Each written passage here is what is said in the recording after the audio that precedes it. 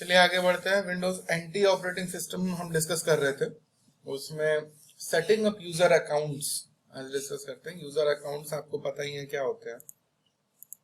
Generally हम लोग Windows में 3 तरह के यूजर अकाउंट्स देखते हैं, एक स्टैंडर्ड, एक एडमिनिस्ट्रेटर और एक गेस्ट। ठीक, तो विंडोज एंटी ऑपरेटिंग सिस्टम में कैसे क्या होता है, अकाउंट्स क्या होते हैं, ग्रुप अकाउंट्स क्या होते हैं, आइए डिस्कस कर लेते हैं। सेटिंग अप ग्रुप अकाउंट्स क्या है, देखिए, a group is a collection of user accounts that take on a permission of the group account. ठीक, इसमें कैटेगरी वाइज हम ग्रुप असाइन कर सकते हैं, जिसमें जिसको जैसी परमिशन हो उसके अकॉर्डिंग उस ग्रुप के लिए रूल्स इंप्लीमेंट कर सकते हैं। Local groups are used to grant permission to users to access network resources and perform system task. There are some built in local groups, पहले से कुछ लोकल ग्रुप्स पहले बने हुए हैं। Global groups are used to organize user accounts, typically used in multi-domain networks where user need to access resources in different domains. ठीक, कैसे setup करते हैं यही सब है इसमें। They are always created on a PDC in the domain where the account resides. ठीक, PDC का यहाँ पे मतलब है प्राइमरी डोमेन कंट्रोलर। तो और क्या क्या रूल्स हैं इसके देखते हैं। You can not place global groups into global groups, nor can you place local groups into local groups. Global के अंदर ग्लोबल नहीं बना सकते और लोकल के अंदर लोकल नहीं बना सकते। A good rule is accounts global local permissions, मतलब पहले अकाउंट्स में जाके, ग्लोबल में जाके, लोकल में जाके, फिर वहां पे permission. The printer has to be attached to the member server that the local group is connected because the local group is the only available domain wide when it is on a domain controller. Printer को member server के साथ attach होना चाहिए। that the local group is connected, जिसमें local group connected है, because the local group is only available domain wide when it is in domain controller, क्योंकि वही एक अकेला available domain wide है। ठीक, क्या क्या गाइडलाइंस फॉलो करनी होंगी। Logically organise user based on common needs, सभी यूजर्स को लॉजिकली पहले ऑर्गेनाइज कर लीजिए जैसी उनकी रिक्वायरमेंट है। Create global groups then add user accounts, फिर ग्लोबल ग्रुप को क्रिएट करके उसमें उन यूजर अकाउंट्स को क्रिएट कीजिए कैटेगरी वाइज, जिसमें जैसे आपको परमिशन रखनी है। Create local groups based on resource access needs, जैसी रिसोर्स की रिक्वायरमेंट है उसके अकॉर्डिंग लोकल ग्रुप्स क्रिएट कीजिए। Assign permissions to local groups, फिर लोकल ग्रुप्स को जैसी परमिशन आपको देनी है, रीड राइट एक्सेस, जो भी आपको जैसी परमिशन देनी है वैसी परमिशन आप दीजिए। Add global groups to local groups, अब ग्लोबल ग्रुप्स को लोकल ग्रुप्स में ऐड कर दिए। ग्लोबल में ग्लोबल नहीं होगा, लोकल में लोकल नहीं होगा। ठीक, इस बात का ध्यान रखिएगा। Groups are set up using user manager for domains. User manager की हेल्प से ग्रुप्स क्रिएट होंगे। Anti workstation uses user manager and can not create global groups, only local groups. जो एंटी वर्कस्टेशन है वो ग्लोबल ग्रुप्स नहीं create कर सकता, local groups ही कर सकता है। To create a group you must be a member of administrator और अकाउंट ऑपरेटर्स ग्रुप, आपको एडमिनिस्ट्रेटर का होना जरूरी है। The local group can be created from any NT machine, किसी भी NT मशीन से local group क्रिएट किया जा सकता है। A global group can be created from any machine running user manager for domains. कोई भी मशीन जिसमें यूजर मैनेजर अवेलेबल हो उससे आप ग्लोबल ग्रुप क्रिएट कर सकते हैं। ठीक, under the user menu select create new global group और create new local group. User menu में आपको ये मिलेगा जहां से आप नया ग्लोबल ग्रुप क्रिएट कर सकते हैं। क्या क्या आपको करना पड़ेगा। Type the global group name up to 20 characters and a description, एक ग्लोबल ग्रुप जिसका आप नाम मैक्सिमम 20 कैरेक्टर्स तक दे सकते हैं और आपको डिस्क्रिप्शन भी देना साथ में पड़ेगा। Select the users in the not members box and add them to the members box, जो मेंबर बॉक्स में नहीं है उनको आप मेंबर बॉक्स में ऐड करेंगे। For the local group you need to describe the function of the group, उस group का फंक्शन आपको डिस्क्राइब करना पड़ेगा लोकल ग्रुप के लिए, कम से कम मतलब मैक्सिमम 256 कैरेक्टर्स तक। When you click on add, the add users and group box appear.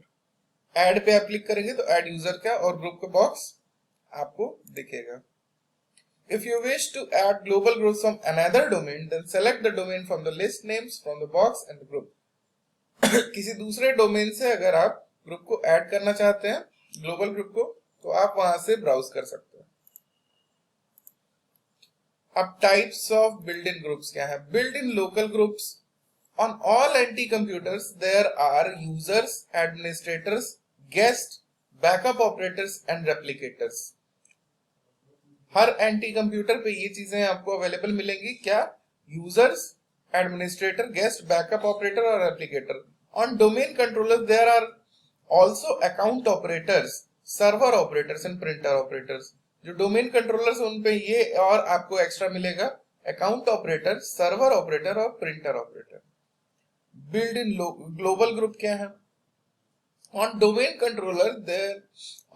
controllers and these are domain admins, domain users and domain guest. ठीक. अब सिस्टम ग्रुप्स क्या है? On all NT workstation, सभी NT workstation पे automatically assign user for system use. Automatically system use के लिए assign किए गए हैं. These are everyone, creator, owner, network and interactive. ठीक, आगे बढ़ते हैं. NT groups and NT help you organize user accounts and simplify assigning permission on resources. Basically इन सब का मतलब क्या है? आप अलग अलग ग्रुप्स, अलग अलग यूजर्स को कैटेगरी वाइज आप अपने आराम से परमिशंस उनको असाइन कर सकते हैं. NT uses local and global groups. You can use a global group anywhere in the domain in which you define the group.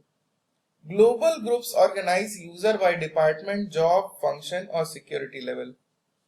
Department, job function और security level के according ही permissions organize की जाती हैं, उनको categorise की जाती हैं और उनको कैटेगरी वाइज परमिशन अलॉट किया जाता है.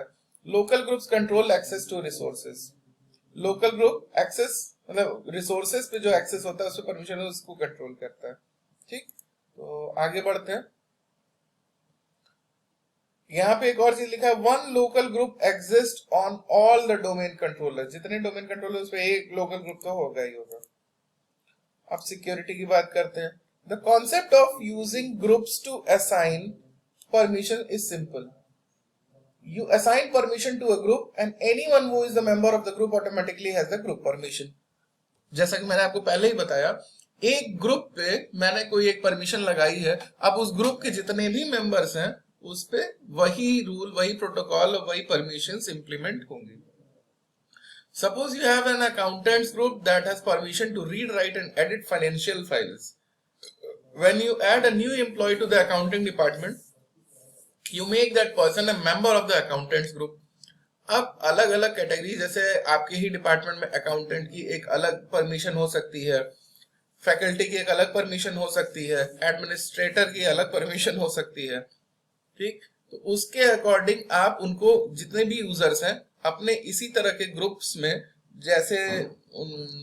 जैसा भी ग्रुप है उनका, उसके अकॉर्डिंग आप उसमें ऐड करेंगे.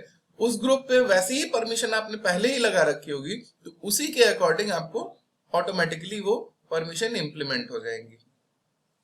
You do not need to figure out what permission the other accountants have to assign the same permission to a new employee.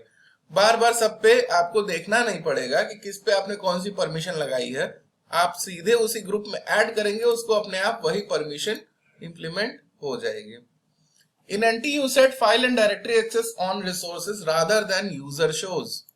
ठीक, a directory keeps a list of users who have permissions to read and write to and from the directory. Directory क्या करती है? सभी users का list रखती है जिनके पास permission है रीड राइट के डायरेक्टरी से.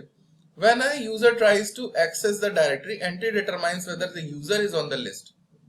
कोई भी अगर उसमें एक्सेस के लिए ट्राई करता है, पेनिट्रेशन की ट्राई करता है, तो एंटी उसमें चेक करता है कि क्या वो यूजर उस लिस्ट में है कि नहीं. Users do not have a list of which directories they can use. Users के पास लिस्ट नहीं होती है कि वो कौन सी डायरेक्टरी यूज कर रहे हैं. ग्लोबल एंड लोकल ग्रुप्स को और डिटेल में देखते हैं. Each user can belong to as many as 1000 total groups. एक यूजर 1000 ग्रुप्स में बिलोंग कर सकता है.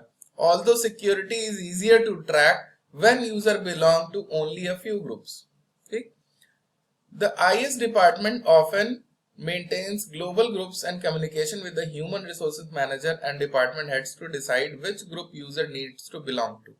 कौन किस ग्रुप में जाना चाहिए, ऑब्वियस सी बात है, ये हमारा जो भी HR मैनेजर होगा या IS डिपार्टमेंट होगा उसका काम है.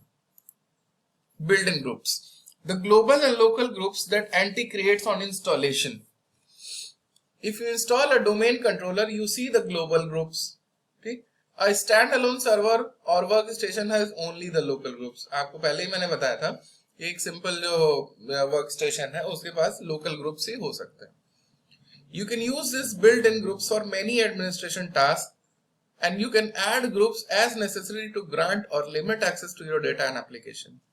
आप सिंपली जितने भी अवेलेबल हैं उसके अकॉर्डिंग आप कैटेगराइज करके अपनी जो भी परमिशन है, एक्सेस लिमिट्स है, वो आप डिफाइन कर सकते हैं. The most commonly used global and local groups are domain users, domain admins, and domain guests. एक जो सबसे ज्यादा ग्लोबल और लोकल ग्रुप यूज होते हैं उनमें एग्जांपल है आपका डोमेन यूजर, डोमेन एडमिन और domain guest. Every user in your domain is automatically a member of domain user group. आपके डोमेन में जितने भी यूजर हैं पहले तो ऑटोमेटिकली वो डोमेन यूजर ग्रुप के, मतलब ये जो जनरल है उसके मेंबर हो जाते हैं. स्टैंडर्ड भी कह सकते हैं इसको, स्टैंडर्ड भी कह सकते हैं. Some administrators use this group as a lowest level of security. इसको lowest level of security की कैटेगरी में भी रख सकते हैं because it is slightly more secure than granting resources access to group everyone. एक जो everyone की जो परमिशन होती है, मतलब कोई भी चीज सबके लिए अवेलेबल है, उसे थोड़ी सी ही ज्यादा सिक्योरिटी इसमें होती है. Domain admin include system administrator. Domain admin में कौन आएगा? System administrator. You can use the domain guest group to set up limited access guest account for users so they do not have to log on under their names. ठीक. इसका मतलब कि limited access के साथ guest बना के आप उनको लॉगिन करा सकते हैं जिससे उनको अपने अकाउंट से लॉगिन करने की जरूरत नहीं पड़ेगी और ये ऑब्वियस ही बात है लीस्ट सिक्योर होगा. If you are running Internet Information Server IIS, move the Internet User account from the domain user group, its default location वही है उसकी, to domain guest. अगर आप IIS यूज कर रहे हैं, IIS बेसिकली एक तरह से आपके सिस्टम में होस्टिंग के काम आता है. लोकली अगर कोई चीज आपको होस्ट करनी है तो अपने इंटरनेट यूजर अकाउंट को डोमेन यूजर ग्रुप से हटा के डोमेन गेस्ट में आप उसको रख सकते हैं. Moving this accounts lets you grant broad permission to regular users through the domain user group and lets you restrict anonymous internet users through the domain guest group to only a limited area in your network. ठीक, तो आगे बढ़ते हैं. इस video के लिए इतना ही, time कम है, फिर इसको अगले वीडियो में कंटिन्यू करते हैं.